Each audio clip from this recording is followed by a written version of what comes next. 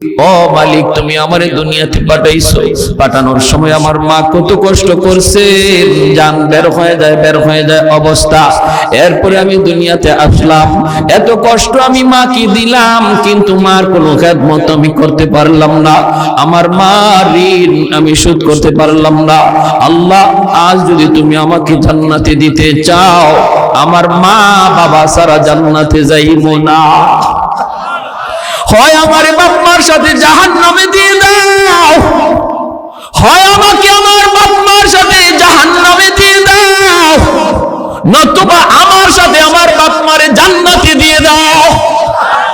আমি আমার মা বাবা ছাড়া থাকবো না। আল্লাহ, তুমি আমার দুনিয়াতে পাঠাইছো, আমার মা আমার বাবা আমার উপর কি পরিমাণ ঋণ, আমি তো ঋণ শোধ করার সুযোগ পাই নাই, দিছো না। আজ হাসরের মাঠে যদি আমাকে জান্নাত দিতে হয়, বাপ মা ছাড়া জান্নাতে যাইবো না। রব্বুল আলামিন তখন বলে, বান্দারে, আমি আল্লাহর আদত হচ্ছে জাহান্নামীকে জান্নাতে দেওয়া, কিন্তু কোন জান্নাতীরে জাহান্নামে দেওয়া এটা আমার আদত না। বান্দা, তুমি তো জান্নাতি, তোমাকে আমি জাহান্নামে দিতে পারি না, ঠিক আছে, নাও তোমার সুপারিশে বাপ মারেও জান্নাত দিয়া দিলা। এজন্য বাবা সবর করো, সবর, মা সবর করো, সবর। এই বাচ্চাটা তোমার জন্য জান্নাতে যাওয়ার উসিলা হবে, জান্নাতে যাওয়ার উসিলা হবে। শুধু মুখ দিয়া এমন কোন কথা বইল না যেই কথার কারণে ঈমান চলে যায়, আল্লাহ নারাজ হয়ে যায়, এমন কথা বইল না, এমন কথা বইল না। আল্লাহর দোহাই তুমি এমন কথা বইল না। মৃত্যু সংবাদ শুনছো, ইন্না লিল্লাহি ওয়া ইন্না ইলাইহি রাজিউন কয়া তুমি দোয়াটা পড়ো। এই দোয়ার অর্থই হলো, আল্লাহ শিখায়া দিয়েছে, বান্দারি, যখনই কোনো বিপদ মুসিবত তোমার আসবে, তখনই তুমি এই দোয়াটা পড়ো। মানুষের জীবনের সবচেয়ে বড় মুসিবত হলো মৃত্যু সংবাদ, এই জন্য এই দোয়াটা আমরা পড়ি। এর অর্থ হলো বান্দা, এর অর্থ হলো কি জানেন? আমি যখন বলি ইন্না লিল্লাহি ওয়া ইন্না ইলাইহি রাজিউন, এর অর্থই হলো, ভাইরে তুমি যাও, আমি তোমার পিছনে আসতেছি। বাবা যদি ছেলের মৃত্যুর সংবাদ পায় কই ইন্না লিল্লাহ, আল্লাহ আমরা সবাই তোমার, বাবা তুমি যাও, আমরা সবাই এক পথের প্রতীক, তুমি আগে যাও, আমি তোমার পিছনে আসতেছি। কেউ থাকার জন্য আসি নাই আল্লাহর গোলাম, কেউ থাকতে আসি নাই, থাকবার চেষ্টা করেও থাকা যায় না, যেতেই হবে। এজন্য সন্তানের মৃত্যু সংবাদ শোনার পরও তুমি না শুকরিমূলক কথা বইল না, আপনজন প্রিয়জনের কোন মৃত্যু সংবাদ শুইল না শুকরিমূলক কথা বইল না। আইয়ুব আলাইহিস সালাম যখন তিনি তার তিনটা বিবির মৃত্যু সংবাদ পাইলেন, এরপরও তিনি একবারের জন্য না শুকরি করলেন না, আল্লাহর শুকরিয়া আদায় করেন। আল্লাহ পাক কয়, এরে ইবলিস, তাকায় দেখ আমার পয়গম্বর এত বড় বিপদেও আমি আল্লাহকে ভুলে না। ইবলিস কয়, মালিক জানোনি কেন? ইবলিস কয়, সম্পদ নিয়ে গেছো, রাজত্ব নিয়ে গেছো, ছেলে নিয়ে গেছো, বিবি নিয়ে গেছো, এরপরে তোমারে কেন ডাকে জানোনি? কারণ হলো, তারে তুমি এখনো সুস্থ রাখছো। কি কয়? সুস্থতার নিয়ামত তুমি দিয়া রাখছো, সুস্থ বানায় দেখো, তোমাকে ভুলে যাবে আর তোমার নাম নিবে না। আল্লাহ পাক রব্বুল আলামিন কয়, তাহলে তুই বুঝি দেখতে চাস? বলে দেখতে চাই। আল্লাহ পাক রব্বুল আলামিন এইবার আইয়ুব আলাইহিস সালামের শারীরিক অসুস্থতা আল্লাহ ফালায়া দিলেন। সারা শরীরের প্রতিটা পশমের গোড়ায় গোড়ায় ফোসকা উঠে গেল, এই ফোসকার ভিতরে পোকা জন্ম নিল। সারা শরীরে এমন কোন পশমের গোড়া নাই যেই গোড়া দিয়ে ফোসকা উঠে নাই, একটা পোকা জন্ম নেয় নাই। সারা শরীরের মধ্যে দুর্গন্ধ ছড়াইতে লাগলো, শরীর পচে গেছে। আল্লাহর পয়গম্বর সাইয়্যিদুনা আইয়ুব আল্লাহর কাছে ডাক দিয়া কয়, মালিক সমস্ত শরীর যদি আমার পোকায় খায় আমার কোনো আপত্তি নাই, যদি তুমি খুশি থাকো আমিও খুশি, কিন্তু মালিক আমার জিহ্বাটা তুমি পোকা দিয়া খাওয়ায় না, কারণ এই জিহ্বা দিয়ে আমি সকাল সন্ধ্যা তোমাকে আল্লাহ কইয়া ডাক দেই। আমি তোমার আল্লাহ আল্লাহ কয়ে ডাকি, আমার কোনো কষ্ট লাগে না, নামের ভিতরে এত মজা, এত মজা, এত মজা। আল্লাহ পুরা দেহটাও যদি পোকায় খায়, আমার জিহ্বাটা তুমি পোকা দিয়া খাওয়াও না। এই জিহ্বা দিয়া নবী আল্লাহকে ডাকে, আল্লাহকে ডাকে। মানুষেরা কয় ও রহিমা, তাড়াতাড়ি তাড়াতাড়ি করে তুমি স্বামী নিয়ে এলাকা ছেড়ে ভাগো, আমরা কেউ তার দুর্গন্ধে টিকতে পারি না। রহিমা তুমিও যদি পারো বাপের বাড়ি চলে যাও। আল্লাহর নবী সাইয়্যিদুনা আইয়ুব আলাইহিস সালামের বিবি রহিমা, তিনিও সাধারণ কোনো মহিলা ছিলেন না, তিনিও একজন বাদশাহী পরিবারের মেয়ে, তিনিও একজন নবী পরিবারের মেয়ে। হযরত ইউসুফ আলাইহিস সালামের ছেলের ঘরের নাতিন ছিলেন। অতএব কেমন ছিলেন সুন্দরী, তেমন ছিলেন নবী পরিবারের কন্যা, আবার ছিল বাদশাহীও। এত কিছু থাকার পরেও যখন আপনজন মানুষেরা কয় রহিমা তাড়াতাড়ি আইয়ুবকে চাইরা তুমি ভাগো, রহিমা কান্দে আর তোমরা কি কও গো, আমার স্বামী যদি রাজি থাকে আল্লাহর তৈরি জান্নাতের মেহমান আমি হব, আর যদি আমার স্বামী নারাজ থাকে আমার আমল লইয়াও জান্নাত পাবো না। স্বামী যদি রাজি থাকে আল্লাহ পাক মহিলাকে জান্নাত দেয়। আল্লাহ নবী রহমতের নবী বলেন, কোন স্বামী যদি মারা যায় এই অবস্থায় সে তার স্ত্রীর উপরে খুশি ছিল, এই স্ত্রী মরতে দেরি আল্লাহর তৈরি জান্নাত পাইতে দেরি হবে না। অথবা কোন স্ত্রী যদি আগে মারা যায় আর স্বামী যদি তার উপরে সন্তুষ্ট থাকে, নবী বলেন মরতে দেরি জান্নাত পাইতে দেরি নাই। সুবহানাল্লাহ। এজন্য মায়ার নবী দয়ার নবী বলেন, মহিলাদের জন্য নবী বলেন, মা বোনদের জন্য আমার নবী বলেন, চারটা জিনিসের হিসাব যদি কোনো মহিলা আল্লাহকে দিতে পারে আল্লাহ পাক তার জন্য জান্নাতের সবগুলি দরজা আল্লাহ ওপেন করে দিবে, আর বলবে যে কোনো জান্নাত দিয়া তুমি ঢুকো। আইয়ুমা ইমরাতিন ইদা সাল্লাত খামসাহা ওয়া সামাত শাহরাহা ওয়া হাফিজাত ফারজাহা ওয়া আতাআত বালাহা। বাইজিদ বুস্তামি রাহমাতুল্লাহি আলাইহি আল্লাহ জিজ্ঞেস করছিল ওনার ইন্তেকালের পর, একজন আল্লাহর ওলি স্বপ্নে দেখে, স্বপ্নে দেখে কো হুজুর কবরে কেমন আচরণ হইছে আপনার সাথে? উনি বলে কি কইমু, আমি আল্লাহ আমারে জিজ্ঞেস করে বাইজিদ কি লই আইছো?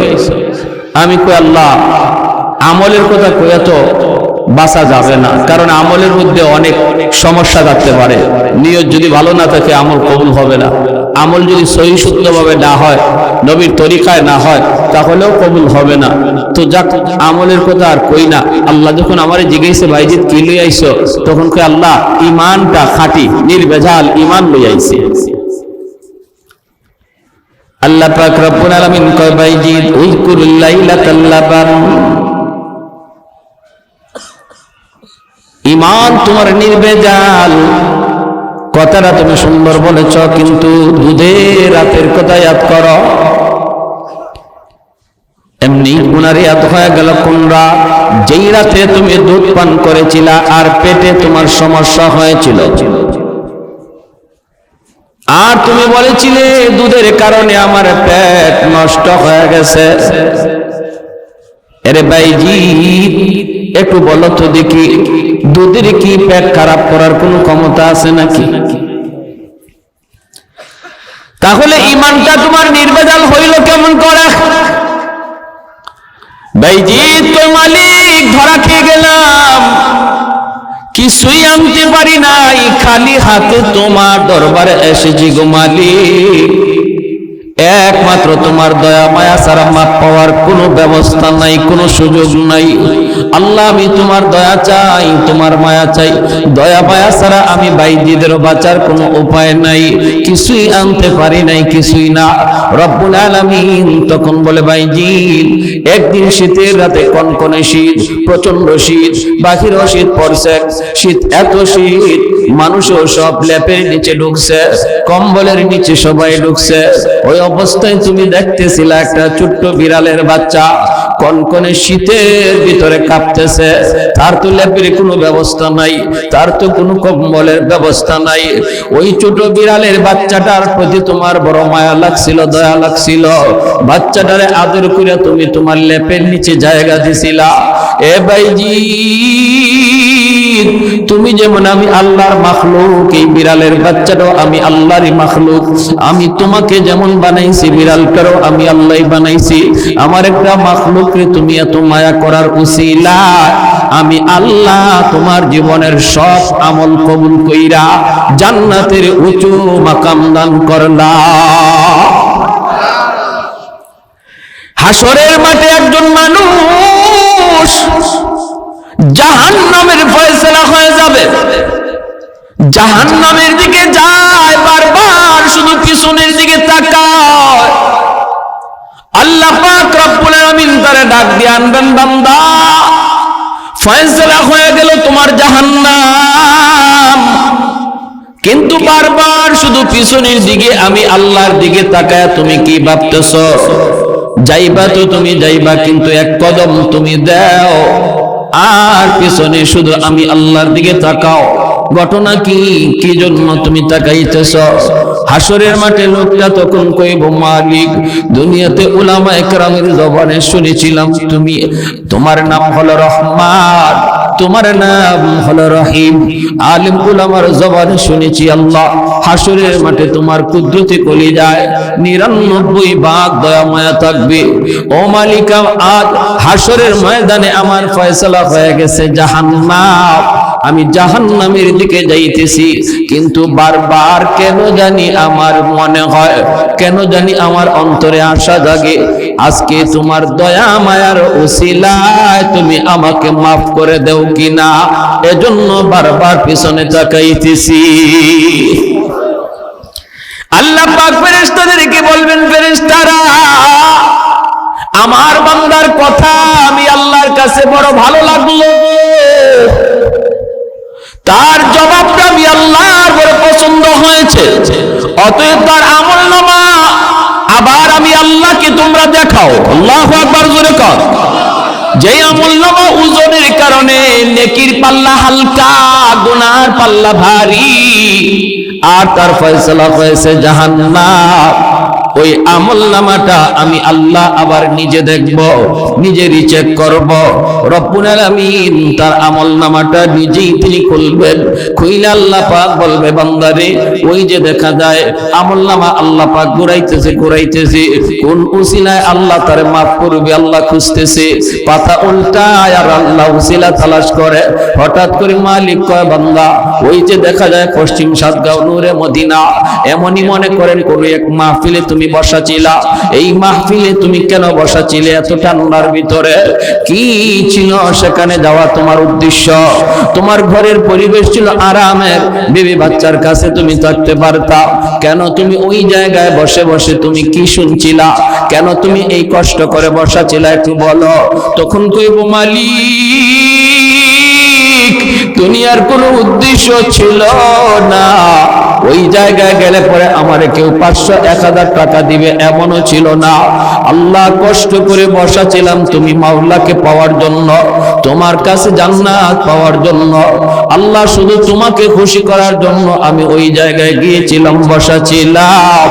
রব্বুল আলামিন বলবে, বান্দারে আমি আল্লাহর আদত হচ্ছে মাফ করে দেওয়া, কিন্তু আমার নিজাম হচ্ছে উসিলা ছাড়া মাফ করি না।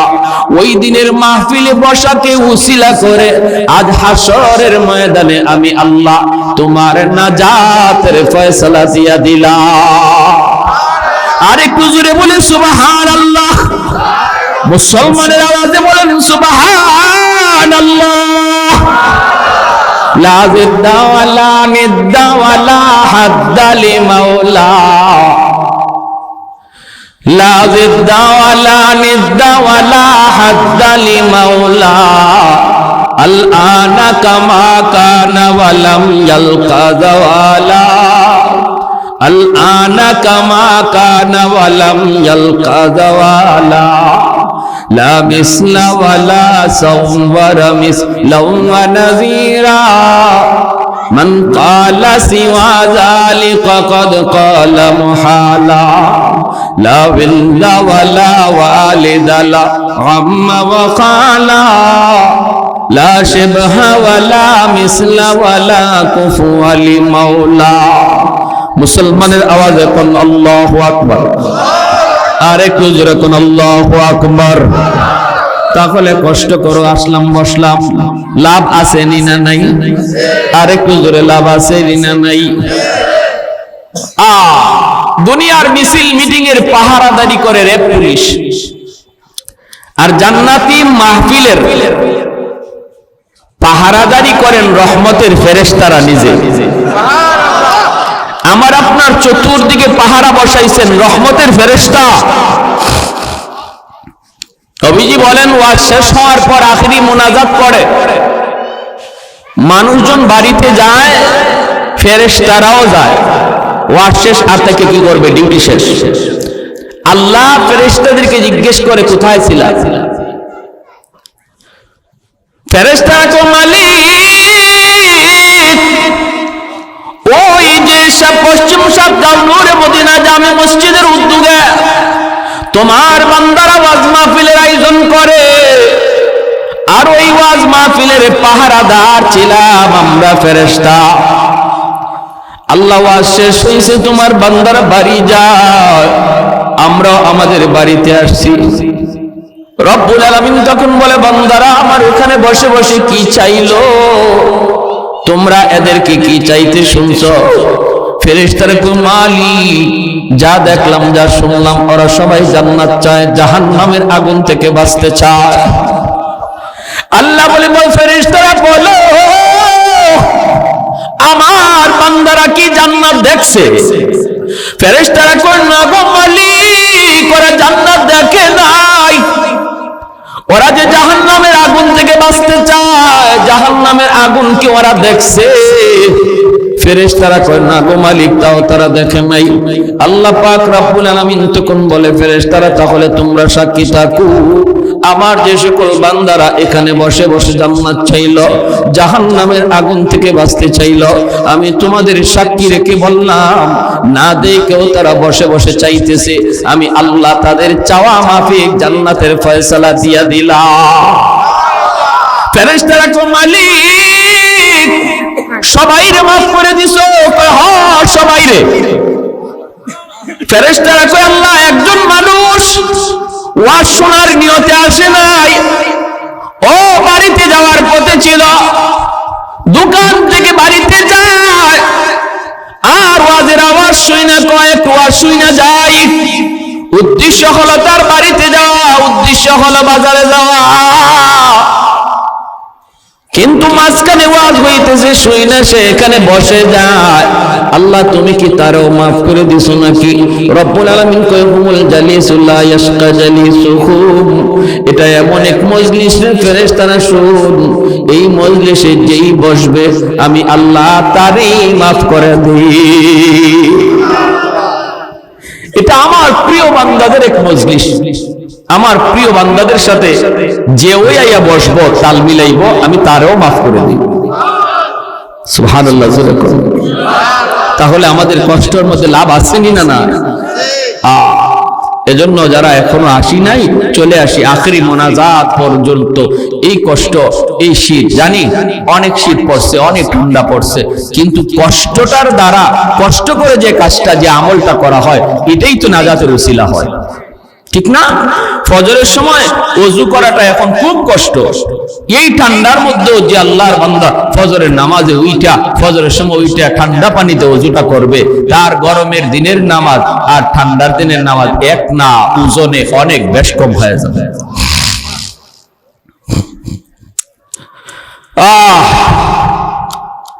আমাদের সুখ দুঃখ, অভাব অনটন, বিপদ মুসিবত, সুস্থতা অসুস্থতা সবকিছু দেওয়ার মালিককে। এই ইয়াকিন আছে তো নাকি নাই? সুখে থাকলে আল্লাহর প্রশংসা করব, দুঃখে পড়লেও প্রশংসা করব কার? গোলামি করব কার? যিনি সুখ দেয়, ইনি আবার দুঃখ দেয়, আবার যিনি দুঃখ দেয় ইনি আবার দুঃখটা সরায়। নাকি কোনো দয়াল বাবার ক্ষমতা আছে? হ্যাঁ, বিপদে পড়ে গেছেন, কোন মানুষের ক্ষমতা আছে? অসুস্থ হয়ে গেছেন, সুস্থ করার ক্ষমতা কারো আছে? কার? আরো জোরে আল্লাহ। হ্যাঁ, এজন্য সুখে দুঃখে প্রশংসা করবো কার? আল্লাহ। সুখে দুঃখে প্রশংসা করবো আল্লাহ। মানুষকে আল্লাহ সুস্থতা দিয়া পরীক্ষা নেয়, দেখি সুস্থতার হালতে সে শুকর গুজার হয় কিনা। সুখে থাকা অবস্থায় আল্লাহ পরীক্ষা নেয়, সুখে কইরাও সে আমাকে ডাকে কিনা। আবার বিপদ দিয়েও আল্লাহ পরীক্ষা নেয়, দেখি বিপদে কইরা আমার বান্দা সবর করে কিনা। ঠিক কিনা? ঠিক কিনা? বিপদে পইরা আমার বান্দা সবর করে কিনা। সুখে থাকতে যেমন ভাবে মসজিদে গেছে, বিপদে পইরাও সে মসজিদে যায় কিনা, এটা আল্লাহ দেখেন। বিপদগ্রস্ত মানুষের, অসুস্থ মানুষকে আল্লাহ পাক যখন দেখেন যে বিপদে পইরাও সে আমার গোলামি করে, আল্লাহ বলে অবাশশিরিস সাবিরিন, নবী গো সুসংবাদ শোনাও, ওই বিপদগ্রস্ত অসুস্থ মানুষটারে আমি আল্লাহ তার জন্য জান্নাত রেখে দিয়েছি। কিসের সুসংবাদ? জান্নাতের সুসংবাদ, জান্নাতের সুসংবাদ। এজন্য কষ্টে পড়ল, প্রচন্ড ঠান্ডার মধ্যে যে মানুষটা নামাজ পড়ে, আল্লাহ তার ব্যাপারেই নবীকে বলছেন সুসংবাদ দাও তারে। কিসের? জান্নাতের সুসংবাদ, জান্নাতের সুসংবাদ। সে তার পরীক্ষায় পাস, পরীক্ষায় পাস। এই কনকনে শীতের মধ্যে আল্লাহর পরীক্ষা চলছে, দেখি আমার কোন বান্দা এই ঠান্ডার মধ্যে ওযু কইরা আমি আল্লাহর কদমে সেজদা দেয়। পরীক্ষা চলছে, কিছু মানুষ পরীক্ষায় পাস করবে আর কিছু মানুষ পরীক্ষায় ফেল করবে। আমাদের তো বোঝা লাগবে আগে যে আমরা কোন পরীক্ষার মধ্যে আছি, ঠিক কিনা ভাই? وَلَنَبْلُوَنَّكُمْ بِشَيْءٍ مِّنَ الْخَوْفِ وَالْجُوعِ وَنَقْصٍ مِّنَ الْأَمْوَالِ وَالْأَنفُسِ وَالثَّمَرَاتِ وَبَشِّرِ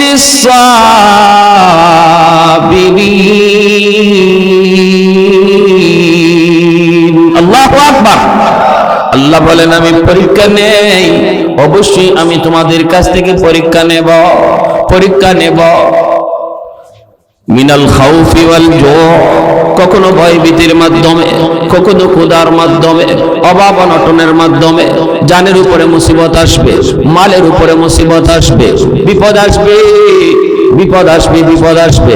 আল্লাহ পাক রব্বুল আলামিন ইমানদারের কাছ থেকে আল্লাহ পাক পরীক্ষা নিবেন, ইমানের পরীক্ষা নিবেন। কিসের ইমানের পরীক্ষা? কখনো তারে অসুস্থ দিয়া, কখনো তারে অভাবে ফেলাইয়া, কখনো তার এরকম ভাবে কোন রকম তার জানমালের উপরে বিপদ দিয়া আল্লাহ পাক ইমানদারের ইমানের পরীক্ষা নিবেনই নিবেন। এটা আল্লাহর কথা। আহাসিবান নাসু আইয়ুতরাকু আইয়াকুলু আমান্না ওয়া হুম লা ইফতানুন। আল্লাহ পাক বলেন মানুষ কি মনে করে সে বলবে আমি মুমিন, অথচ আমি আল্লাহ তার কাছ থেকে ইমানের পরীক্ষা নেব না, এটা কি মানুষ মনে করে? আল্লাহ বলেন না, এমনটা তোমরা মনে করো না। যদি বলো আমি মুমিন, অবশ্যই তোমার ইমানের পরীক্ষা তোমার জীবনে আসবে। কারো জন্য পরীক্ষা হবে সহজ, কারো জন্য পরীক্ষা হবে কঠিন। কারো জীবনে পরীক্ষা আসবে একবার, কারো জীবনে পরীক্ষা আসবে বারবার, ঠিক কিনা? ইমান যার যত, ইমান যার যত মজবুত, তার পরীক্ষা হবে তত কঠিন। নবীগণের ইমান ছিল সবচেয়ে বেশি মজবুত, এজন্য নবীগণের উপরে ইমানের পরীক্ষাও এসেছে সবচেয়ে বড় কঠিন। রে যুবক, আইয়ুব আলাইহিস সালাম আল্লাহর একজন বহু বড় পয়গম্বর, জলিলুল কদর পয়গম্বর। আল্লাহ তারে সুস্থতার নিয়ামত দিয়েছেন 70 বছর। বিন্দু পরিমাণ তার 70 বছরের ভিতরে কোনো অসুস্থতা আসে নাই, একটা ঘাম বিচি পর্যন্ত তার 70 বছরের ভিতরে হয় নাই। আল্লাহ তারে সমস্ত নিয়ামত আল্লাহ তারে দান করেছেন, বাদশাহী তারে দান করেছেন, রাজত্ব আল্লাহ তারে দান করেছেন, নবুয়তি আল্লাহ তারে দান করেছেন। 6টা যুবক যুবক, জয়টা জোয়ান ছেলে আল্লাহ তারে দান করেছেন। অভাব অনটন বলতে কি জিনিস নবী বুঝতেন না। শুধু সুখ আর সুখ, শুধু শান্তি আর শান্তি। এই দিকে এক বাগান, ওই দিকে আরেক বাগান, এই দিকে মিল ফ্যাক্টরি, ওই দিকে কারখানা। এইভাবে চতুর্মুখী সব ধরনের নিয়ামত আল্লাহ তারে দান করলেন। 4টা বিবি, অনেক সুন্দরী 4টা বিবিও আল্লাহ তারে দিলেন। এইভাবে চলছে, কিন্তু সুখে থাকা অবস্থায় নবী একটা মুহূর্তের জন্য আল্লাহকে ভুলেন না।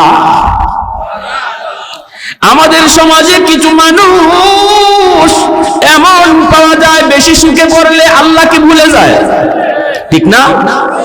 বেশি টাকার মালিক হলে পরে আলট্রা মডার্ন হয়ে যায়। আলট্রা মডার্ন, যত টাকা বেশি হয় তত কাপড় শর্ট হয়, ঠিক না? হ্যাঁ, যত টাকার মালিক হয় ততই শুধু বেলাইনে বেপথে চলে যায়। কোটি টাকার মালিকের পোলা পান্ডে দেখা যায় রাত 2টা বাজে 3টা বাজে মদ খায়া ঘরে ঢুকে, নেশা করে ঘরে ঢুকে।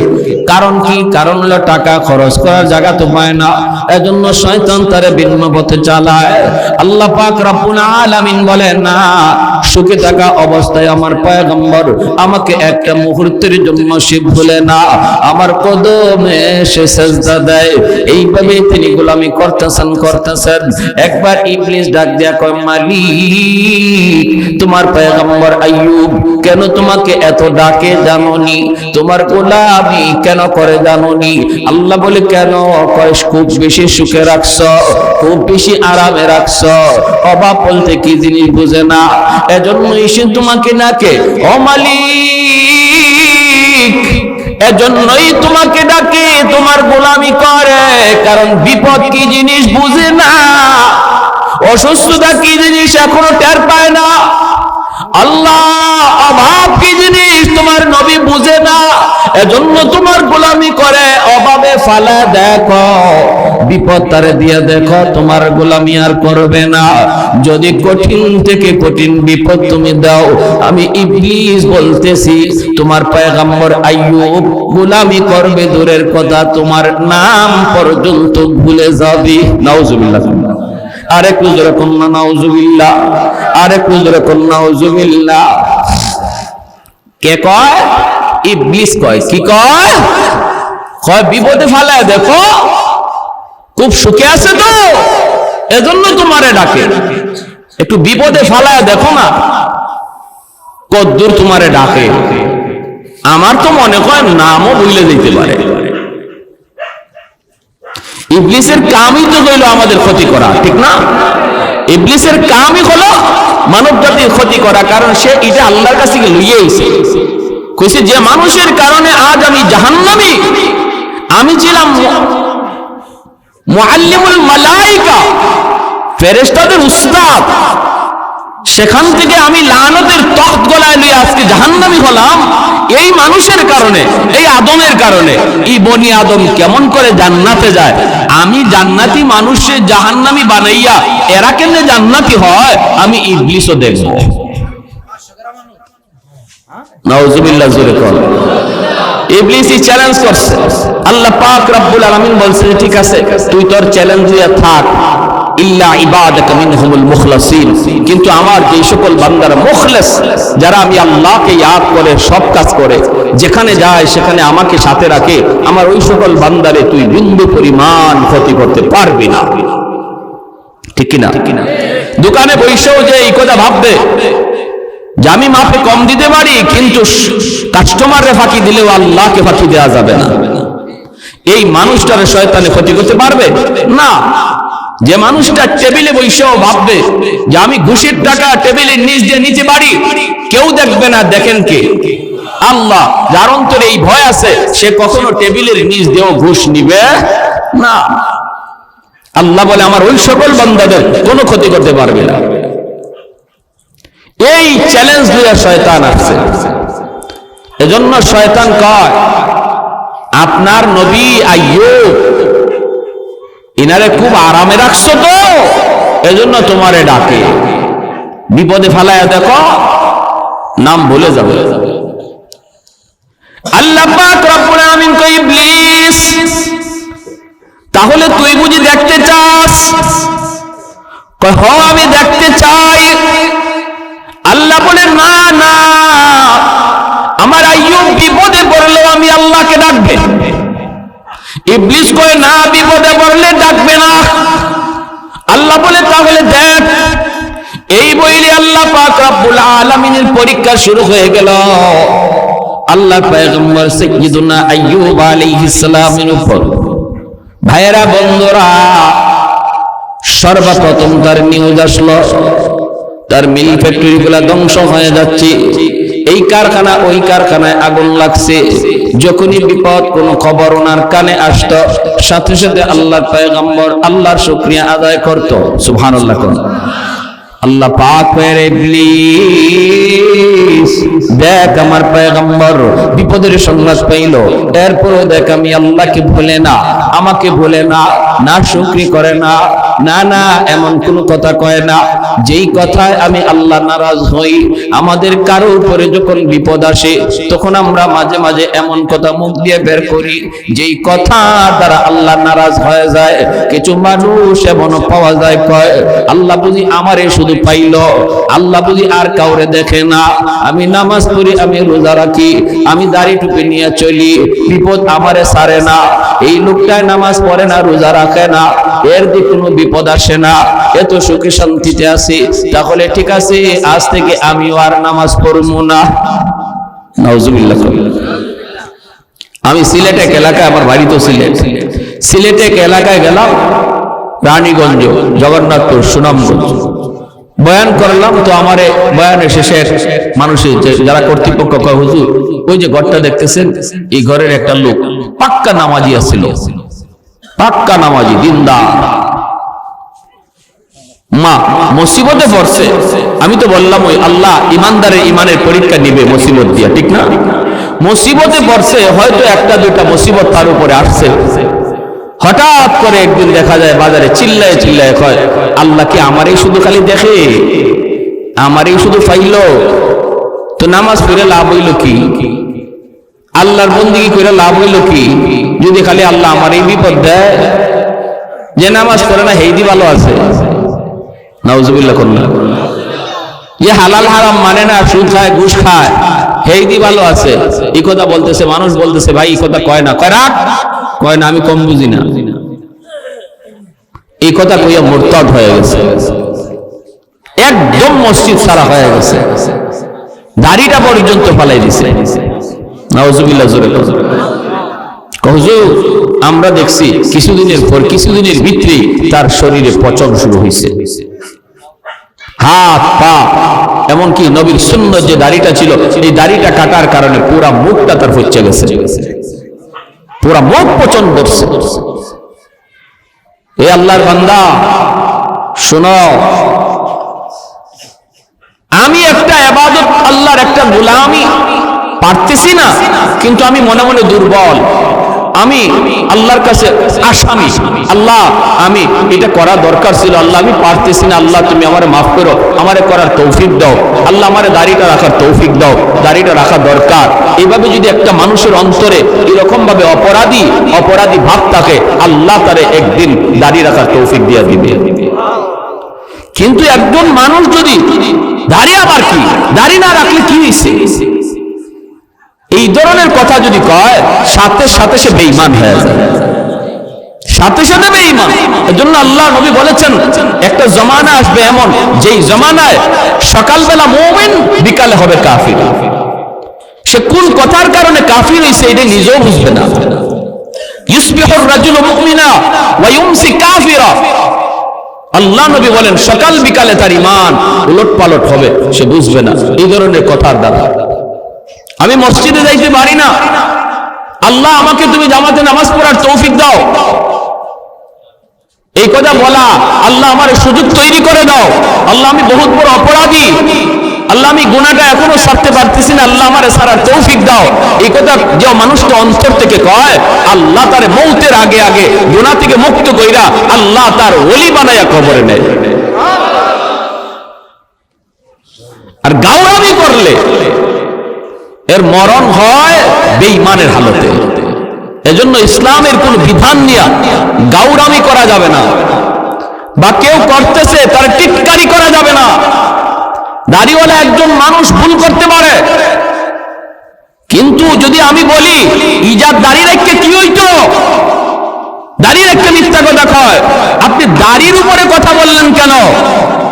এইরকম দাড়ি রেখে কি হইতো, এইরকম নামাজি হয়ে কি হইতো, এই ধরনের কথা বলার দ্বারা ওই যে নবী বলছেন সকালে ছিল ইমানদার, বিকালে হয়ে গেছে কাফির। বুঝে আসছে ভাই? বুঝছেন?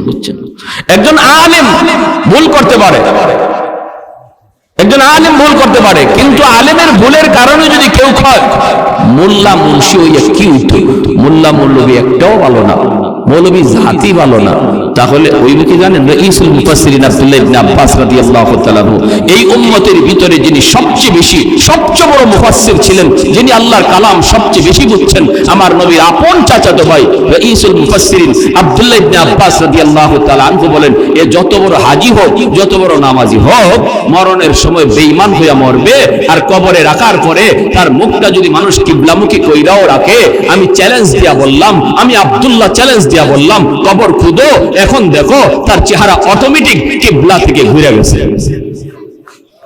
কিবলা থেকে ঘুরে গেছে।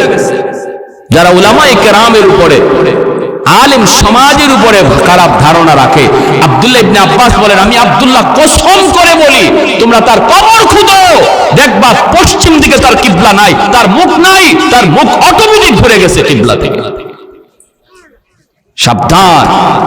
এজন্য আমার ভাইয়েরা, বন্ধুরা, কথা বলতে হিসাব করে বলতে হবে। জবান যত কম চালাবো তত মুক্তি পাবো। মান সামাতা নাজা, যে কথা কম বলবে সে তত মুক্তি পাবে, যে কথা তত বেশি বলবে সে তত বেশি ধরা খাবে। আল্লাহ পাক কয়, ইবলিস, এই যে দেখ, আমার আইয়ুব বিপদের সংবাদ শোনার পর আমি আল্লাহকে ভুলে না, সুখে থাকতে আমারে যেইভাবে ডাকছে, বিপদে পড়লেও আমারে ওইভাবেই ডাকে। আল্লাহু আকবার। সুখে থাকা অবস্থায় যেইভাবে আমার কদমে সেজদা দিছে, বিপদে পড়ার পরেও আমার কদমে সেজদা দেয়। অতএব তুই কি বললি আর কি দেখতেছি? ইবলিস কয়, মালিক, ও মালিক, কেন তোমার সেজদা দেয় জানোনি? বিপদের সংবাদ শুই না তো কোনো লাভ নাই, রাজত্ব এখনো আছে। আল্লাহ পাক রব্বুল আলামিন রাজত্বটাও আল্লাহ কেড়ে নিয়ে নিলেন, এরপর নবী আল্লাহকে ডাকে, আল্লাহর কদমে সেজদা দেয়। ইবলিস কয়, সব কিছু নিয়ে গেছে, এরপরে তোমারে ডাকে কেন জানোনি? কারণ হলো এখনো তার 6টা ছেলে আছে, জোয়ান ছেলে। এই 6টা ছেলে যেই বাবার আছে, এই বাবার আবার টেনশন কিসের? একদিকে যাবে আরেক দিকে জুড়াবে, একদিকে ক্ষয় হবে আর একদিকে আয় হবে। কারণ 6টা ছেলে আছে জোয়ান, তরতাজা টাটকা যুবক। এজন্যই নবী তোমার শুকরিয়া আদায় করে, এজন্যই এখনো তোমার গোলামি করে। ইবলিস কত বড় শয়তান চিন্তা করেন। পরীক্ষা কঠিন করতেছে না? আল্লাহ পাক কয়, তাহলে দেখবি না? কি কয়, দেখব। 6টা ছেলে এক জায়গায় এক ঘরের মধ্যে ঘুমন্ত ছিল রে আল্লাহর গোলাম। সাত ভেঙ্গে 6টা ছেলে এক রাতে মারা গেল, শহীদ হয়ে গেল। 6টা ছেলের মৃত্যুর সংবাদ যখন নবীর কাছে আয়, বাবার কাছে যখন সন্তানের মৃত্যু সংবাদ আসে, পৃথিবীতে এর চেয়ে বড় কষ্টের কোনো সংবাদ হয় না। যেই বাবার কাঁধে সন্তানের লাশ উঠে, পৃথিবীতে এর চেয়ে ভারী কোনো বোঝা হয় না। এই বাবাই শুধু বুঝে এই বোঝাটা কত ভারী। যেই বাবার কাঁধে সন্তানের লাশ উঠে, যেই মাত্র নবীর কাছে পরপর 6টা ছেলের ইন্তেকালের খবর নবীর কাছে আসলো, তখনও নবী আল্লাহর নাশুকরি করে না, তখনও আল্লাহর গোলামি করে, আল্লাহর প্রশংসা করে। আল্লাহ পাক কইরে, ইবলিস দেখ, টাকা দেখ, আমার পয়গম্বর এত বড় বিপদের খবর, এরপর আমি আল্লাহকে ভুলে না, ভাইরে যা বলতেছি একটু দিলের কান দিয়া কথাগুলি শুনুন। আমার আপনার বিপদ কিন্তু এর চেয়ে বড় না, বরং অনেক হালকা বিপদ আমার আপনার উপরে আসে। অনেক সময় আমরা বিপদে পড়ে একদম হাই হুতাশ করে ফেলি, আল্লাহ নাশুকরি করে ফেলি। বিপদে পড়ছে, অসুস্থ হয়েছে, এখন আর তার মসজিদে পাওয়া যায় না। না না, এমনটা তুমি কইরো না। আল্লাহর গোলাম, বিপদ যিনি দেয় উদ্ধার করে কে? যে আল্লাহ বিপদ দেয় সে আল্লাহ উদ্ধার করে, ঠিক না? আর কারো কাছে গিয়া কোনো লাভ নাই। মুশকিল কুশা একমাত্র কে? কোন দয়াল বাবা, কিবলা বাবা, খাজা বাবা, জটা শাহ, লেন্টা শাহ, কোনো বাবাই পারে না। বিপদ থেকে উদ্ধার করার একমাত্র শুধুমাত্র কেবলমাত্র মালিককে আল্লাহ। এই একদিন আছে তো আজ আসতে কেন কোন আছেন নাকি? কেউ অসুবিধা দিতেছে? অসুবিধা দিতেছে? সাবধান, মনে রাখবে। আমরা মায়ার নবী, রহমতের নবী রওজা শরীফ জিয়ারত করি। মদিনা শরীফ যারা গেছেন দেখবেন নবীজি রওজা শরীফ জিয়ারত করছেন, জিয়ারত করে আপনি মোনাজাত উঠাইছেন। এখন চাইতেছেন আপনি বিপদ আপদ আছে, এগুলো আল্লাহর কাছে চাইবেন, হাত উঠাইছেন। আমাদের চোখের সামনে আমরা দেখছি নবীজি রওজার পাশে গিয়া নবীরে সালাম দিয়া জিয়ারত করে হাত উঠাই দিয়েছে রওজার দিকে।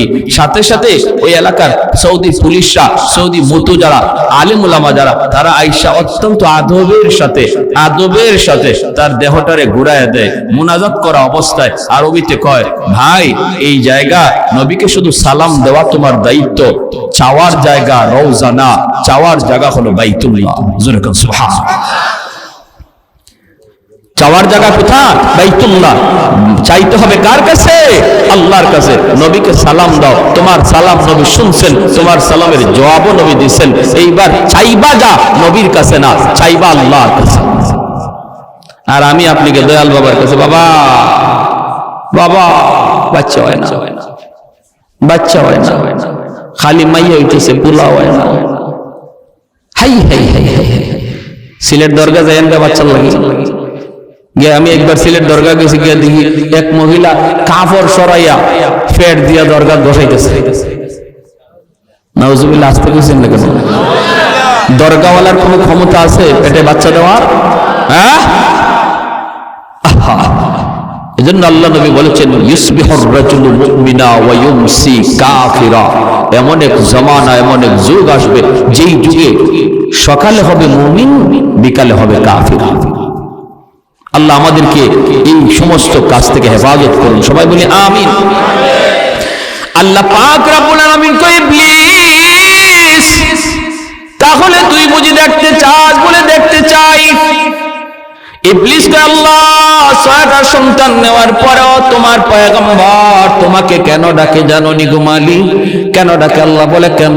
ইবলিস কয় এখনো তার 4টা স্ত্রী আছে। যেই লোকটার 4টা স্ত্রী আছে তার আবার টেনশন কিসের? 6টা ছেলে গেলেও কোনো অসুবিধা নাই, ছেলে জন্ম নেওয়ার এখনো সুযোগ আছে, কারণ 4টা বউ আছে, টেনশন কের? আল্লাহ পাক রব্বুল আলামিন কয়, ইবলিস তাহলে দেখতে চাস? বলে দেখতে চাই। 4টা স্ত্রীর ভিতরে একজন স্ত্রী ছিলেন আইয়ুব নবীর খেদমতে, যার নাম ছিল বিবি রহিমা।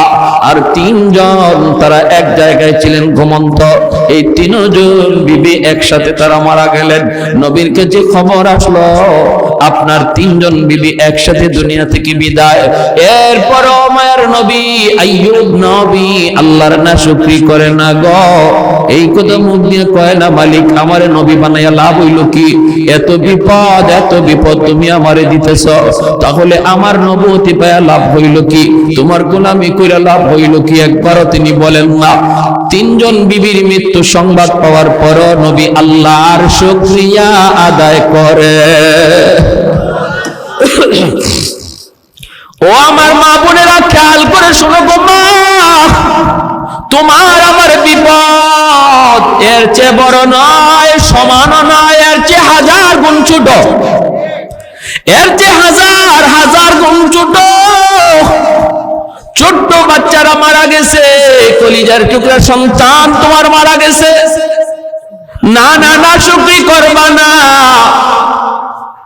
নাবালিক অবস্থায় যার বাচ্চা মারা যায়, ওই বাচ্চাগুলিকে আল্লাহ পাক রব্বুল আলামিন কিয়ামতের ময়দানে বাপ মার জন্য বহুত বড় সুপারিশকারী বানায়।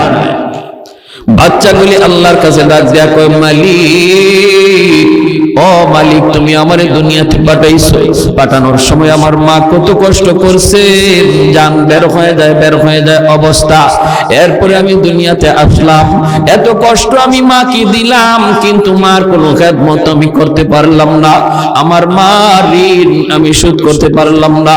আল্লাহ, আজ যদি তুমি আমাকে জান্নাতে দিতে চাও, আমার মা বাবা সারা জান্নাতে যাইব না, হয় আমার বাপ মার সাথে জাহান্নামে দিয়ে দাও, হয় আমাকে আমার বাপ মার সাথে জাহান্নামে দিয়ে দাও, নতুবা আমার সাথে আমার বাপ মারে জান্নাতে দিয়ে দাও, আমি আমার মা বাবা ছাড়া থাকবো না। আল্লাহ, তুমি আমার দুনিয়াতে পাঠাইছো, আমার মা আমার বাবা আমার উপর কি পরিমাণ ঋণ, আমি তো ঋণ শোধ করার সুযোগ পাই নাই, দিছো না। আজ হাসরের মাঠে যদি আমাকে জান্নাত দিতে হয়, বাপ মা ছাড়া জান্নাতে যাইবো না। রব্বুল আলামিন তখন বলে, বান্দারে, আমি আল্লাহর আদত হচ্ছে জাহান্নামীকে জান্নাতে দেওয়া, কিন্তু কোন জান্নাতীরে জাহান্নামে দেওয়া এটা আমার আদত না। বান্দা, তুমি তো জান্নাতি, তোমাকে আমি জাহান্নামে দিতে পারি না, ঠিক আছে, নাও তোমার সুপারিশে বাপ মারেও জান্নাত দিয়া দিলা। এজন্য বাবা সবর করো, সবর, মা সবর করো, সবর। এই বাচ্চাটা তোমার জন্য জান্নাতে যাওয়ার উসিলা হবে, জান্নাতে যাওয়ার উসিলা হবে। শুধু মুখ দিয়া এমন কোন কথা বইল না যেই কথার কারণে ঈমান চলে যায়, আল্লাহ নারাজ হয়ে যায়, এমন কথা বইল না, এমন কথা বইল না। আল্লাহর দোহাই তুমি এমন কথা বইল না। মৃত্যু সংবাদ শুনছো, ইন্না লিল্লাহি ওয়া ইন্না ইলাইহি রাজিউন কয়া তুমি দোয়াটা পড়ো। এই দোয়ার অর্থই হলো, আল্লাহ শিখায়া দিয়েছে, বান্দারি, যখনই কোনো বিপদ মুসিবত তোমার আসবে, তখনই তুমি এই দোয়াটা পড়ো। মানুষের জীবনের সবচেয়ে বড় মুসিবত হলো মৃত্যু সংবাদ, এই জন্য এই দোয়াটা আমরা পড়ি। এর অর্থ হলো বান্দা, এর অর্থ হলো কি জানেন? আমি যখন বলি ইন্না লিল্লাহি ওয়া ইন্না ইলাইহি রাজিউন, এর অর্থই হলো, ভাইরে তুমি যাও, আমি তোমার পিছনে আসতেছি। বাবা যদি ছেলের মৃত্যুর সংবাদ পায় কই ইন্না লিল্লাহ, আল্লাহ আমরা সবাই তোমার, বাবা তুমি যাও, আমরা সবাই এক পথের প্রতীক, তুমি আগে যাও, আমি তোমার পিছনে আসতেছি। কেউ থাকার জন্য আসি নাই আল্লাহর গোলাম, কেউ থাকতে আসি নাই, থাকবার চেষ্টা করেও থাকা যায় না, যেতেই হবে। এজন্য সন্তানের মৃত্যু সংবাদ শোনার পরে তুমি না শুকরিমূলক কথা বইল না, আপনজন প্রিয়জনের কোন মৃত্যু সংবাদ শুইল না শুকরিমূলক কথা বইল না। আইয়ুব আলাইহিস সালাম যখন তিনি তার তিনটা বিবির মৃত্যু সংবাদ পাইলেন, এরপরও তিনি একবারের জন্য না শুকরি করলেন না, আল্লাহর শুকরিয়া আদায় করেন। আল্লাহ পাক কয়, এরে ইবলিস, তাকায় দেখ আমার পয়গম্বর এত বড় বিপদেও আমি আল্লাহকে ভুলে না। ইবলিস কয়, মালিক জানোনি কেন? ইবলিস কয়, সম্পদ নিয়ে গেছো, রাজত্ব নিয়ে গেছো, ছেলে নিয়ে গেছো, বিবি নিয়ে গেছো, এরপরে তোমার কেন ডাকে জানোনি? কারণ হলো তারে তুমি এখনো সুস্থ রাখছো। কি কয়? এখনো তারে সুস্থতার নিয়ামত তুমি তারে দিয়া রাখছো। দেহটা তার পুরোপুরি সুস্থ, যার দুইটা হাত আছে সে কোন গরিব না, যার দুইটা পা সুস্থ আছে সে গরিব না, সে গরিব হতে পারে না, অসহায় হতে পারে না। সুস্থ দুইটা হাত যার আছে সে কোনদিন অসহায় না, ঠিক কিনা? জোরে কও। সুস্থতার নিয়ামত তুমি দিয়া রাখছো, সুস্থ বানায় দেখো, তোমাকে ভুলে যাবে আর তোমার নাম নিবে না। আল্লাহ পাক রব্বুল আলামিন কয়, তাহলে তুই বুঝি দেখতে চাস? বলে দেখতে চাই। আল্লাহ পাক রব্বুল আলামিন এইবার আইয়ুব আলাইহিস সালামের শারীরিক অসুস্থতা আল্লাহ ফালায়া দিলেন। সারা শরীরের প্রতিটা পশমের গোড়ায় গোড়ায় ফোসকা উঠে গেল। এই ফোসকার ভিতরে পোকা জন্ম নিল। সারা শরীরে এমন কোন পশমের গোড়া নাই যেই গোড়া দিয়া ফোসকা উঠে নাই, একটা পোকা জন্ম নেয় নাই। সারা শরীরের মধ্যে দুর্গন্ধ ছড়াইতে লাগলো, শরীর পচে গেছে। আল্লাহর পয়গম্বর সাইয়্যিদুনা আইয়ুব আল্লাহর কাছে ডাক দিয়া কয়, মালিক, সমস্ত শরীর যদি আমার পোকায় খায় আমার কোনো আপত্তি নাই, যদি তুমি খুশি থাকো আমিও খুশি, কিন্তু মালিক আমার জিহ্বাটা তুমি পোকা দিয়া খাওয়ায় না, কারণ এই জিহ্বা দিয়ে আমি সকাল সন্ধ্যা তোমাকে আল্লাহ কইয়া ডাক দেই।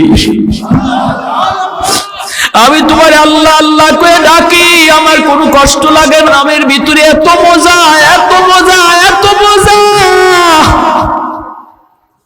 আল্লাহ পুরা দেহটাও যদি পোকায় খায়, আমার জিহ্বাটা তুমি পোকা দিয়া খাওয়াও না। এই জিহ্বা দিয়া নবী আল্লাহকে ডাকে, আল্লাহকে ডাকে। মানুষেরা কয়, ও রহিমা, তাড়াতাড়ি তাড়াতাড়ি করে তুমি স্বামী নিয়ে এলাকা ছেড়ে ভাগো, আমরা কেউ তার দুর্গন্ধে টিকতে পারি না। রহিমা, তুমিও যদি পারো বাপের বাড়ি চলে যাও। আল্লাহর নবী সাইয়্যিদুনা আইয়ুব আলাইহিস সালামের বিবি রহিমা, তিনিও সাধারণ কোনো মহিলা ছিলেন না, তিনিও একজন বাদশাহী পরিবারের মেয়ে, তিনিও একজন নবী পরিবারের মেয়ে। হযরত ইউসুফ আলাইহিস সালামের ছেলের ঘরের নাতিন ছিলেন। অতএব যেমন ছিলেন সুন্দরী, তেমন ছিলেন নবী পরিবারের কন্যা, আবার ছিল বাদশাহীও। এত কিছু থাকার পরেও যখন আপনজন মানুষেরা কয়, রহিমা তাড়াতাড়ি আইয়ুবকে চাইরা তুমি ভাগো, রহিমা কান্দে আর কয়, তোমরা কি কও গো? আমার স্বামী যদি রাজি থাকে আল্লাহর তৈরি জান্নাতের মেহমান আমি হব, আর যদি আমার স্বামী নারাজ থাকে আমার আমল লইয়াও জান্নাত পাবো না। স্বামী যদি রাজি থাকে আল্লাহ পাক মহিলাকে জান্নাত দেয়। আল্লাহ নবী রহমতের নবী বলেন, কোন স্বামী যদি মারা যায় এই অবস্থায় সে তার স্ত্রীর উপরে খুশি ছিল, এই স্ত্রী মরতে দেরি আল্লাহর তৈরি জান্নাত পাইতে দেরি হবে না।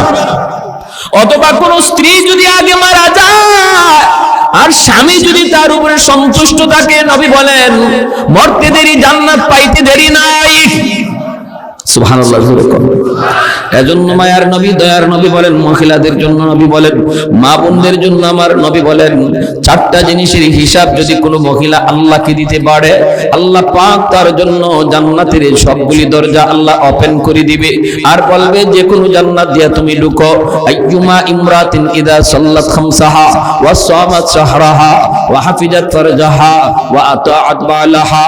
এক নম্বরে নবী বলেন, নামাজের হিসাব যদি আল্লাহর কোনো বান্দি আল্লাহকে দিয়া দেয়। দুই নম্বরে রোজার হিসাব যদি আল্লাহকে দিয়া দেয়। তিন নম্বর হলো সে তার সতীত্ব যদি হেফাজত করে, পর্দা যদি শরীফ পর্দা মাইনা চলে। চার নম্বর হলো যদি সে স্বামীর খুশি রাখে, স্বামীর কথা মতো চলে। মায়ার নবী দয়ার নবী বলেন, এই মহিলা জান্নাতের যে কোনো দরজা দিয়ে ঢুকবে, কেউ তারে বাধা দিবে না। এজন্যই মায়ার নবী বলে, মহিলাদের জন্য জান্নাতে যাওয়া সহজ, পুরুষের তুলনায় মহিলাদের জন্য জান্নাতে যাওয়া সহজ, কারণ মহিলাদের হিসাব হলো কম, মাত্র 4 কাজের হিসাব। একজন পুরুষের 4 কাজের হিসাব শুধু নয়, অনেকগুলি হিসাব একজন পুরুষকে দেওয়া লাগবে। কেমনে তুমি সংসার চালাইছো, কেমনে আয় করছো, কেমনে ব্যয় করছো, সমাজের মানুষের সাথে কেমনে চলছো, প্রতিবেশীর হক তুমি আদায় করলা কিনা, জুম্মার নামাজে গেছো কিনা, জিহাদের ডাক আসলে জিহাদে গেলা কিনা, হিসাব কিতাব অনেকগুলি দেওয়া লাগবে, অনেক পুরুষকে দেওয়া লাগবে। কিন্তু মহিলার উপরে এত কোনো প্রশ্ন নাই। ঘরে টাকা কেমনে আসলো, কেমনে ব্যয় হলো, আল্লাহ কোন মহিলাকে আল্লাহ জিগাবে না, জিগাবে পুরুষকে।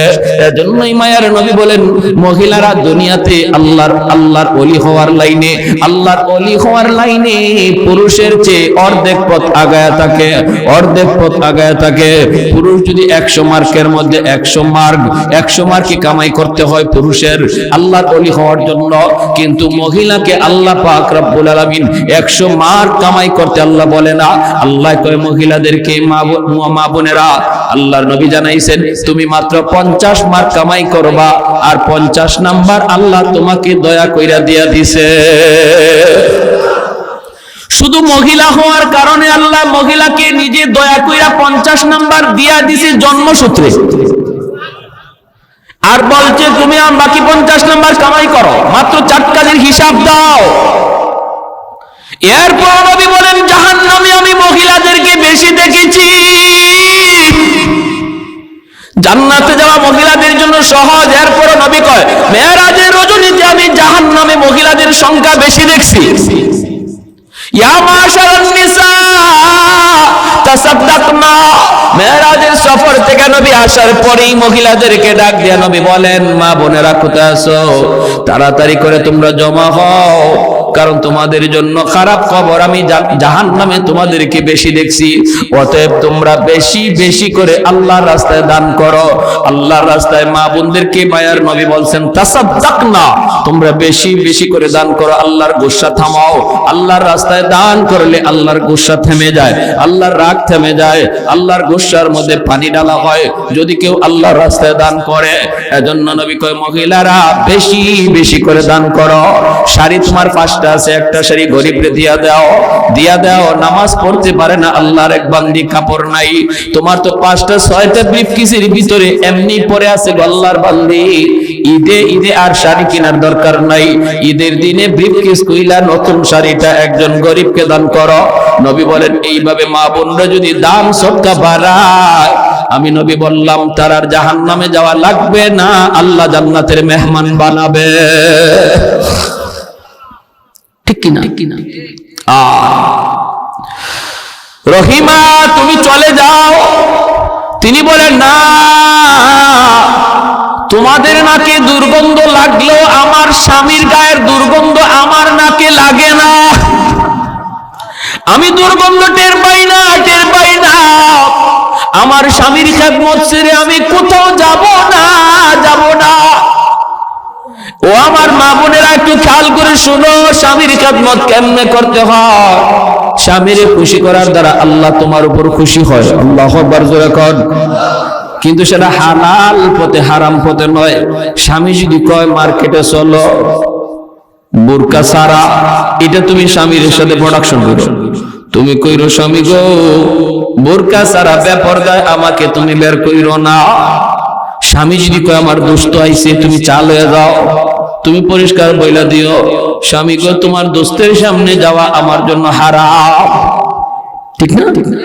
শহরে আছে, গ্রামে একটু কম, শহরে তো ও আল্লাহ, দোস্ত যদি আয়, ফ্রেন্ড যদি আয়, তাহলে ম্যাডাম কে সাদে। এই সমস্ত পুরুষদের রুচি, এটা যে কি পরিমাণ ফসা হইছে, এরা যে কেমন ফসা আর দুর্গন্ধ এদের রুচির মধ্যে। নিজের বউটারে যখন পরপুরুষের সামনে ইচ্ছা করে পাঠায়, অবাক লাগে। বের হইছে নিজের স্ত্রীরে বেপরদায় লইয়া বের হইছে, তার ভালো লাগে, তার স্ত্রীরে দেখিয়া আরো 10 জনে কইতেছে ও খুব সুন্দর, তার ভালো লাগে। এই ধরনের মানুষ এর রুচি ভালো না ফসা? জোরে কম। এটা গান্দা, এই রুচিটা কি? এটা গান্দা রুচি। আমার স্ত্রীকে নিয়ে কেউ ভাববে, আমার মেয়েটারে নিয়ে কেউ কল্পনা করবে, আর আমার কাছে ভালো লাগবে, এই যদি হয় কোনো বাবার অথবা কোনো স্বামীর ইচ্ছা, তাহলে বলতে হবে যে এর রুচি শুধু ফসানা, গান্দা রুচি, দুর্গন্ধদর্শ। এবং হাসরের মাঠে আল্লাহর আদালতে সে যত বড় হাজি হোক, যত বড় নামাজি হোক, আল্লাহর আদালতে সে ধরা খেয়ে যাবে তার স্ত্রীকে বেপরদায় চালানোর কারণে, মেয়েকে বেপরদায় চালানোর কারণে, অধীনস্থ বোনকে বেপরদায় চালানোর কারণে। এই ভাই, এই বাবা, এই স্বামী আল্লাহর আদালতে কাঠগড়ায় দাঁড়াবে। আল্লাহ বলবে তোমার নামাজ লইয়া তো তুমি জান্নাতে যাওয়ারই কথা, আগে স্ত্রীর হিসাব দাও, স্ত্রীরটাও তোমার হিসাব দিতে হবে। মেয়ের হিসাবটা আগে বুঝাও, বোনের হিসাবটা আগে বুঝাও, এরপরে তোমার হজ লইয়া, তোমার নামাজ লইয়া তুমি জান্নাতে যাও। সম্ভব? এজন্য ঘরের মেয়ে, ঘরের স্ত্রী, ঘরের বোনদের পর্দার মধ্যে রাখা দরকার। আসেনি না নাই? আসেনি না নাই? আল্লাহ নবী রহমতের নবী বলেন, সালাসাতুন কাদ হারামাল্লাহু আলাইহিমুল জান্নাহ মুদমিনুল খাম ওয়াল আক ওয়াদ দাইয়ুস আল্লাযী ইউকিরু ফি আহলিহিল খুবুস। তিন ব্যক্তির জন্য জান্নাত হারাম, জান্নাত হারাম হয়ে যায় তিন ব্যক্তির জন্য।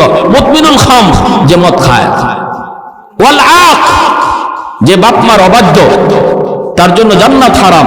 তিন নম্বরে নবী বলেন ওয়াদ দাইয়ুস আল্লাযী ইউকিরু ফি আহলিহিল খুবুস, ওই পুরুষ যে পুরুষ তার ঘরে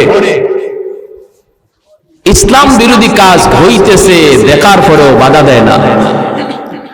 ঘরের অধীনস্থ মানুষগুলি আল্লাহকে নারাজ করতেছে, মেয়েটা বেপরদায় বের হয়, বাবা দেখে, এরপরে বাধা দেয় না। স্ত্রী বেপরদায় ঘুরে, এরপরে বাধা দেয় না। ঘরের মধ্যে নাচ গান চলে, ঘরের মধ্যে আল্লাহকে নারাজ করার অনুষ্ঠান চলে, এরপরেও যে অভিভাবক বাধা দেয় না, নবী বলেন সে পুরুষ দাইয়ুস, সে হলো পুরুষ দাইয়ুস, তার জন্য জান্নাত হারাম। তার জন্য কি জান্নাত? সালাসাতুন কাদ হারামাল্লাহু আলাইহিমুল জান্নাহ মুদমিনুল খামর ওয়াল আক ওয়াদ দাইয়ুস আল্লাযী ইউকিরু ফি আহলিহিল খুবুস আও কামা ক্বালা নবী আলাইহিস সালাম। এজন্য সাবধান, আমরা যারা অভিভাবক, আমার নামাজ নিয়েই যাবি জান্নাতে চলে যেতে পারবো? মোটেও না, মোটেও না। ঘরের হিসাব আমাকে দেওয়া লাগবেই লাগবে, অধীনস্থ মানুষের হিসাব আমাকে দিতেই হবে। আমি যদি নামাজি হই, ছেলেটাকে নামাজি বানানোর চেষ্টা করতে হবে। আমি যদি পর্দা মানি, স্ত্রীটাকেও পর্দার ভিতরে রাখতে হবে, ঠিক কিনা ভাই? আইয়ুব আলাইহিস সালাম, ওনাকে ছাড়তে রাজি না বিবি রহিমা। এলাকার মানুষরা কয়, রহিমা তাহলে তুমি এলাকা ছেড়ে দাও, এই এলাকায় থাকলে আমরা থাকতে পারবো না, কই তুমি যাইবা, তুমি তাড়াতাড়ি যাও। বিবি রহিমা স্বামীকে নিয়ে তিনি ধরে ধরে, সাইয়্যিদুনা আইয়ুব আলাইহিস সালাম তিনি তো হাঁটা চলাও করতে পারেন না, স্ত্রীকে ধইরে ধইরে তিনি ঘর থেকে বের হয়ে যাচ্ছেন। রে যুবক, যেই মানুষটা ছিলেন এক সময় এই এলাকার বাদশাহ, এই এলাকার রাজা, কোনো কিছুর অভাব তার ছিল না, আজ তার ঘরে পর্যন্ত জায়গা হয় না, ঘর থেকে বের হয়ে যাইতে হচ্ছে। এলাকার মানুষ, প্রতিবেশী কেউ তারে থাকতে দেয় না। রাস্তায় চলে গেলেন স্বামীকে নিয়া। প্রতিকেরা কয়, রহিমা রাস্তায় তুমি যাইকো না, আমরা এই রাস্তা দিয়ে হাঁটাচলা করি, যদি রাস্তায় তুমি অবস্থান করো, আমরা দুর্গন্ধের কারণে রাস্তা দিয়ে হাঁটতে পারি না।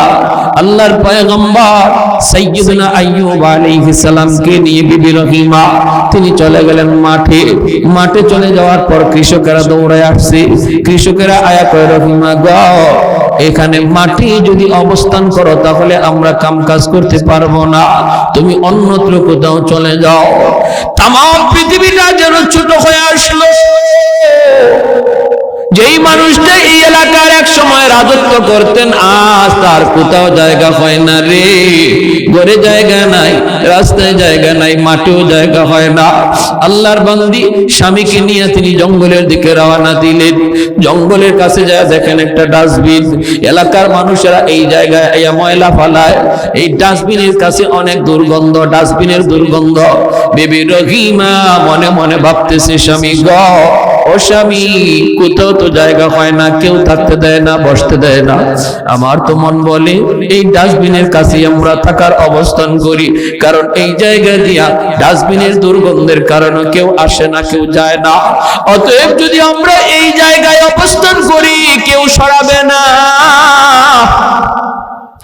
স্বামীকে নিয়ে ডাস্টবিনের কাছে তিনি থাকার ব্যবস্থা করলেন, এই জায়গায় তিনি থাকবার ব্যবস্থা করলেন। স্বামী তিনি তো আল্লাহর পয়গম্বর, তিনি তো শুয়ে থাকেন।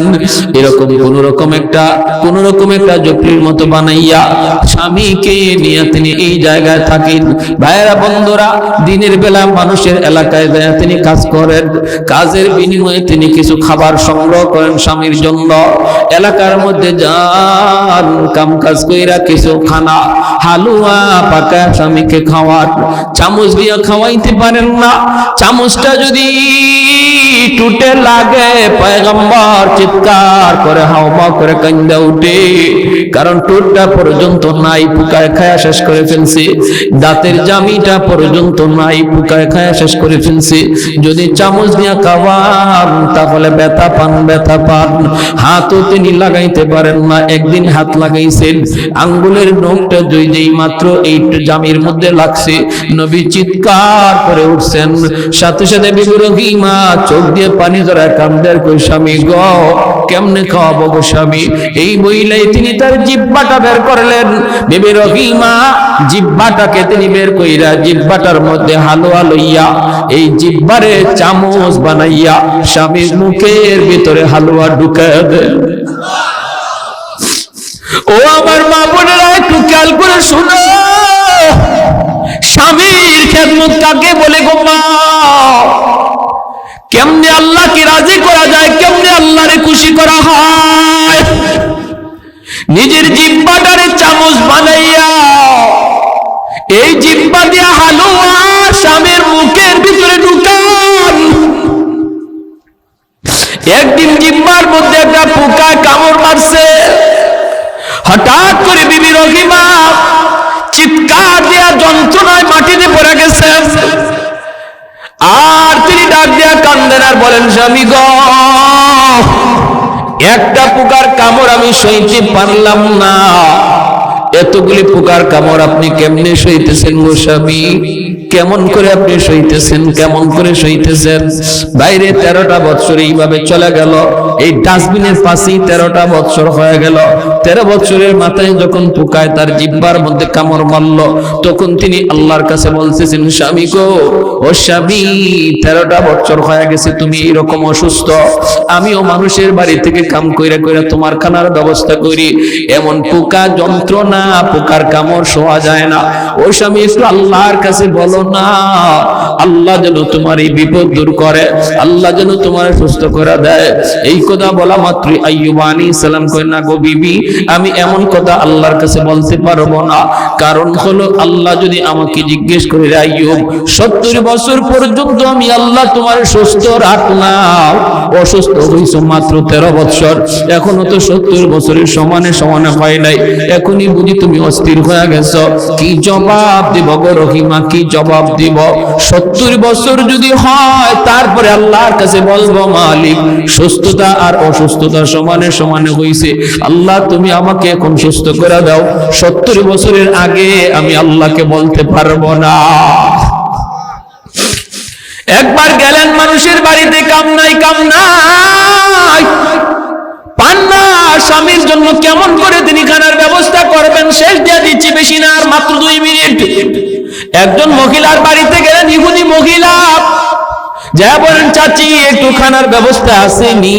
মহিলায় কয়, না না কিছুই নাই, দেওয়ার মতো কিছুই নেই। আল্লাহর বান্দি বিবি রহিমা কয়, চাচি গো আমার স্বামী একজন আল্লাহর পয়গম্বর অসুস্থ, কুষ্ঠ রোগী, তার সারা শরীর পচে গেছে, আমি তার জন্য একটু খানার ব্যবস্থা করি গো চাচি, একটু খানা দাও, নতুবা কোনো কাম আসেনি আমার কাম দাও। ইহুদি মহিলা কয়, না আমার বাড়িতে কোনো কাম কাজ কিছুই নাই, কিছুই নাই, দেওয়ার মতো কিছুই নাই, তুমি চলে যাও, কাজ কাজ দেওয়ার মতো কিছুই নাই। তিনি বলেন, চাচি তাহলে একটু দেও না, হালুয়া একটু পাকাইছো, দিলে তো আমার স্বামীরে খাওয়াইতে পারি। মহিলায় কয়, দিতে পারি, বদলা লাগবে। কয়, বদলা দেওয়ার তো কিছুই নাই। ইহুদি মহিলা কয়, তোমার চুলটা অনেক লম্বা, একটু চুল যদি তুমি আমারে কাইটা দাও তাহলে তোমাকে বিনিময়ে দিতে পারি। আল্লাহর পয়গম্বর সাইয়্যিদুনা আইয়ুব আলাইহিস সালাম তিনি তো ওই জায়গায় চুপের মধ্যে আল্লাহ আল্লাহ জিকির করে। ভাইরা বন্ধুরা, এইদিকে বিবি তিনি বলতেছে, না গো চাচি চুল দেওয়া যাবে না, আমার চুলটা লম্বা হলো, এই চুলটাকে আমার স্বামী লাঠি বানাইয়া বসা থেকে তিনি দাঁড়ায়, আমার স্বামী চুল ধরে ধরে দাঁড়ায়, চুলটা আমি দিতে পারবো না। ইহুদি মহিলা কয়, তাহলে ভাগো, আমার কাছে কিছু নাই। বাধ্য হয়ে তিনি কিছু চুল দিয়া দিলেন। এইদিকে ইবলিস সুযোগ পেয়ে গেছে। ইবলিস আল্লাহর পয়গম্বর পয়গম্বর সাইয়্যিদুনা আইয়ুব আলাইহিস সালামের কাছে মানুষের বেশ ধরে আয়েশা বলতেছেন, নবী গো, জানেন না আপনার বিবি রহিমা কেমনে আপনার জন্য খানার ব্যবস্থা করে? বলে কেমনে? কয় আমাদের এলাকাতে যায়, চুরি কইরা করে আপনার জন্য খানা নিয়ে আসি। আল্লাহর পয়গম্বর সাইয়্যিদুনা আইয়ুব কয় অসম্ভব, এটা হতেই পারে না, আমার বিবি নবী পরিবারের মেয়ে, এটা করতেই পারে না, জান যাবে তবুও চুরি করবে না। কয় যদি বিশ্বাস না হয় আসার পরে তার চুলটা দেখেন, আজকে চুরি করতে যায় এক জায়গায় ধরা পড়ে গেছে, এজন্য তার চুল কাইটা দিছে। নাউজুবিল্লাহ। আইয়ুব আলাইহিস সালাম কয় যদি এমনই হয় তাহলে তারে আমি 80টা দুর্রা মারবো। তিনি আসছেন, আসার পরে তাকাইছেন, তাকাইয়া দেখেন চুল কাটা। তখন তো বুঝছেন তুমি তাহলে চুরি করে আমার জন্য খানা আনো নাকি? বলে আল্লাহর নবী গো, খোদার কসম আমি এমনটা করি নাই, আমি এমনটা করি নাই। তাহলে কে বলছে? মানুষের সুরত ধরে একজন আসছিল, সে তো ইবলিস। জিবরাইল আলাইহিস সালাম আয়া কয়, নবী গো, ও ইবলিস, আপনার স্ত্রীর ব্যাপারে সন্দেহ করবেন না, সে যা বলছে এটাই সত্য। তাহলে কসম পুরা করবেন কেমনে? 80টা কঞ্চি হাতে নিয়ে একবার স্ত্রীর গায়ে আঘাত দিয়ে দেন, কসম পুরা হয়ে যাবে। ওই অবস্থায় আল্লাহ পাক রব্বুল আলামিন জিবরাইলকে পাঠাইছে, জিবরাইল যাও তো আমার আইয়ুবকে যে সালাম দাও। জিবরাইল আমিন এসে সালাম দিছে। নবী সালামের জবাব দিতে একটু দেরি হয়ে গেছে। জিবরাইল আলামিন কয়, নবী গো, আপনি যদি সালামের জবাব দিতে দেরি করেন উম্মতে করব কি, উম্মতে করব কি? তখন আইয়ুব আলাইহিস সালাম কয়, ভাই জিবরাইল, আমি জবাব সাথে সাথেই দিতে চাইছিলাম, কিন্তু ওই মুহূর্তে আমার জিহ্বার মধ্যে একটা পোকা মাত্র উঠছে খানা খাওয়ার জন্য। আমি চিন্তা করলাম যদি আমি এখন জিহ্বাটা নাড়া দেই, জবাব দিতে যাইয়া পোকাটা মাটিতে পড়ে যাবে। হাসরের মাঠে যদি পোকা আল্লাহর কাছে বিচার দেয়, আল্লাহ পাঠাইছিল তোমার নবীর কাছে খানার জন্য, আমারে খাইতে দেয় নাই, মাটিতে ফালাইয়া দিছে, এই ডরে আমি সাথে সাথে জবাব দেই নাই। পোকাটা যখন আমার জিহ্বা থেকে সরছে তখন আমি সালামের জবাব দিছি। আল্লাহ কয়, জিবরাইল কেমন জবাব পাইছো? আল্লাহ এই জমিনে এত সুন্দর জবাব আল্লাহ আমি জিবরাইলের মনে পড়ে না আর কেউ দেয়। আল্লাহ তুমি রহম করো তোমার নবীর উপর। আল্লাহ কয়, তাহলে আমার নবীরে কও হাঁটু দিয়ে নিজের পা দিয়ে যেন মাটিতে আঘাত করে, পায়ের গুড়ালি দিয়ে যেন আঘাত করে। জিবরাইল কয়, নবী গো, পায়ের গুড়ালি দিয়ে আঘাত করেন। বলে আমার তো গুড়ালি নেই। বলে যা আছে তা দিয়ে আঘাত করেন। আঘাত করতেই জমজমের পানির মতো পানি উঠতে শুরু হলো। আল্লাহ বলতেছে, জিবরাইল বলো আমার পয়গম্বরকে এই পানিটা যেন খায়, এই পানিটা যেন শরীরে লাগায়। খাওয়া মাত্র আর শরীরে মুসা মাত্রই সমস্ত পোকা ঝরঝরাইয়া পড়ে গেছে। 18 বছর পর, কয় বছর পর? কি বুঝেন? এই ধরনের অসুস্থ যদি আল্লাহ আমরা 3 দিন বিছানায় রাখে, আমাদেরকে খুঁজেই পাওয়া যাইব না, ঠিক না? খুঁজেই পাওয়া যাইব না, কি অবস্থা হবে? এরপরে আল্লাহ পাক রব্বুল আলামিন কয়, যাও। তিনি সুস্থ হয়ে, পরিপূর্ণ সুস্থ হয়ে বসে রয়েছেন। বিবি রহিমা তিনি তখন এলাকায় ছিলেন, তিনি আসছেন খাবার লইয়া, আইয়া দেখেন জায়গার মধ্যে স্বামী নাই। কোথায় গেল আমার স্বামী? পাশে একজন সুন্দর সুঠাম দেহের যুবক বসা, হাউমাউ করতেছেন, আমার স্বামী কোথায়? বাগে খেয়ে ফেললো নাকি? দৌড়ায় গেছেন আইয়ুব আলাইহিস সালাম। তিনি তো 25 বছরের এখন পূর্ণ যুবক, আল্লাহ তারে বানায় দিছে। সুন্দর সুঠাম দেহের পূর্ণ যুবক পিছনে যায় দাঁড়ায় বলতেছেন, ও যুবক, এখানে আমার একজন স্বামী ছিল, স্বামীরে তুমি দেখছো নি? আইয়ুব আলাইহিস সালাম চেহারাটা ওই দিকে রাইখা বলেন, স্বামীর চেহারা দেখলে তুমি চিনবানি? বলে চিনব। কেমনে চিনবা? যৌবনের চেহারা মনে আসেনি? কয় মনে আছে। যেই মাত্র আইয়ুব আলাইহিস সালাম চেহারাটা ঘুরাইছেন, সাথে সাথে বিবি রহিমা আল্লাহু আকবার কই আল্লাহর শুকরিয়া আদায় করে স্বামীরে জড়ায় ধরছেন। আল্লাহ সমস্ত নিয়ামত আবার ফিরিয়ে দিছে, যা নিছিল আল্লাহ সব ফিরিয়ে দিছে। কোন কোন তাফসীরি কিতাবে লিখছেন, এরপরে এই পরীক্ষায় পাশ করার পর সাইয়্যিদুনা আইয়ুব আলাইহিস সালাম যদি কোথাও হাইটা যাইতেন, তার পিছন দিয়া স্বর্ণের বৃষ্টি পড়ত। এত নিয়ামত আল্লাহ আবার ফিরিয়ে দিছিলেন। কখন? যখন বিপদে পড়ে সবর করছেন। আমরাও যদি বিপদে পড়ে সবর করি, আল্লাহ বলে বাশশিরিস সাবিরিন, জানায়া দাও তাদের জন্য জান্নাতের সুসংবাদ। শুধু তা না, দুনিয়া তো আল্লাহ যা হারাইছি, হারানোর চেয়ে আল্লাহ আরো বেশি ফিরাইয়া দিবে যদি আমরা বিপদে পইরা, সমস্যায় পইরা আল্লাহর উপর সবর করতে পারি। কে সবর করে? সবরের আলামত হলো বিপদে পইরাও সে মসজিদে যায়, বিপদে পইরাও আল্লাহকে ডাকে। সুস্থ থাকা অবস্থায়, সুখে থাকা অবস্থায় যেভাবে আল্লাহরে ডাকছে, বিপদে পইরাও একই রকম আল্লাহকে ডাকে, বরং আরো আল্লাহকে ডাকা বাড়াইয়া দিছে। তখন আল্লাহ তার উপর খুশি হয়েছে। তাহলে আমরা শীতের দিনে মসজিদে গিয়ে নামাজ পড়া কষ্ট, ফজরের নামাজ পড়া খুব কষ্ট, ওযু করা খুব কষ্ট। এই কষ্টটা যদি আমরা স্বীকার করি তাহলে আল্লাহ পাক রব্বুল আলামিন এই ধৈর্যের পরীক্ষায় আমরা পাশ করলাম। ঠিক কিনা? জোরে কোন? পাশ করলাম। কারা কারা এই অবস্থার মধ্যেও সুখে দুঃখে সর্বদা আল্লাহকে ডাকবো? একটু হাত উঠে আল্লাহকে দেখায়। আল্লাহ তুমি প্রতিটা হাতকে কবুল